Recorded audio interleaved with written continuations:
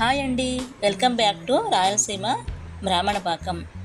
ఈరోజు నేను మామిడికాయతో రోటి పచ్చడి చాలా సింపుల్ ప్రాసెస్లో ఫాస్ట్గా ప్రిపేర్ చేస్తున్నాను.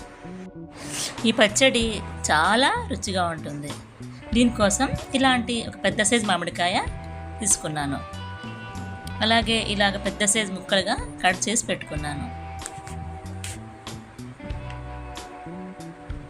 ప్యాన్ పెట్టి హీట్ అయ్యాక ఒక 1/4 స్పూన్ ఆవాలు తీసుకొని కొంచెం చిట్టపటలాడే వరకు దోరగా వేయించుకున్నాను.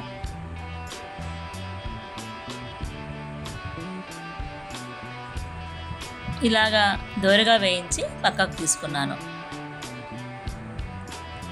కొద్దిగా ఒక 1/2 స్పూన్ మెంతులు వేసుకొని ఇవి కూడా కాస్త దోరగా వేయించాను. మెంతులు ఎక్కువ తీసుకుంటే చేదు వచ్చేస్తుంది. చాలా కొద్దిగా తీసుకోవాలి. కొంచెం ఎర్రగయ్యాక పక్కకు తీసుకోవాలి. అలాగే 1/2 స్పూన్ జీలకర్ర కూడా వేసి వేయించుకున్నాను.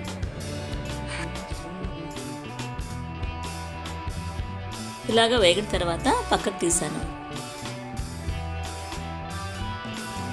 ఇప్పుడు 1 స్పూన్ ఆయిల్ వేసి మనం తినే కారానికి తగినట్లుగా ఎండుమిర్చి వేసి వేయించుకున్నాను.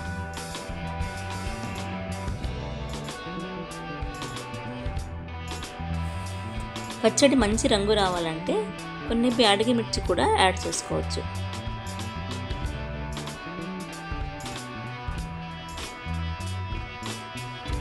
ఇలాగా వేగిన తర్వాత పక్కకు తీసుకున్నాను.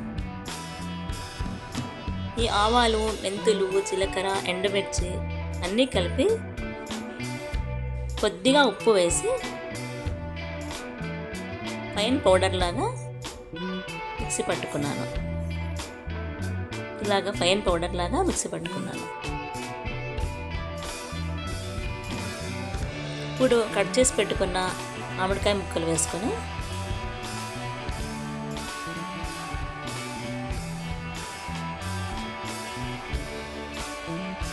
దీనికి 1/2 స్పూన్ పసుపు, కొంచెం బెల్లం వేస్తున్నాను. బెల్లం మాత్రం కంపల్సరీ వేయాలండి. బెల్లం వేయడం వల్ల మామిడికాయ పులుపును మనం వేసిన కారాన్ని బ్యాలెన్స్ చేసి పచ్చడి రుచిగా వస్తుంది. అన్నీ వేసి ఇలాగా బరకగా మిక్సీ పట్టుకోవాలి. ఉప్పు ఆల్రెడీ వేసేసాము. పోపు పెట్టేసుకుంటే పచ్చడి రెడీ అయిపోతుంది. 4 టేబుల్ స్పూన్ ఆయిల్ వేస్తున్నాను.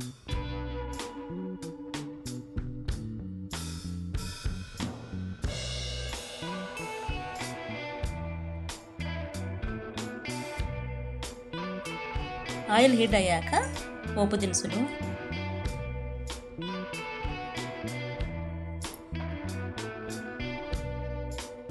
ఇవి వేగిన తర్వాత కరివేపాకు, ఎండుమిర్చి, కొంచెం ఇంగువ వేసి పోపు పెడుతున్నాను. ఈ పోపు మొత్తాన్ని పచ్చడిలో వేసి కలుపుకుంటే ఎంతో రుచిగా ఉండే మామిడికాయ రోటి పచ్చడి రెడీ అయిపోతుంది. మనకు రోలు అవైలబుల్గా ఉంటే పచ్చడి మిక్సీలో కాకుండా రోట్లో దంచుకుంటే ఇంకా రుచిగా ఉంటుంది. ఈ వీడియో మీకు నచ్చింటే ఒక లైక్ చేసి తప్పకుండా సబ్స్క్రైబ్ చేసుకోండి. Thanks for watching.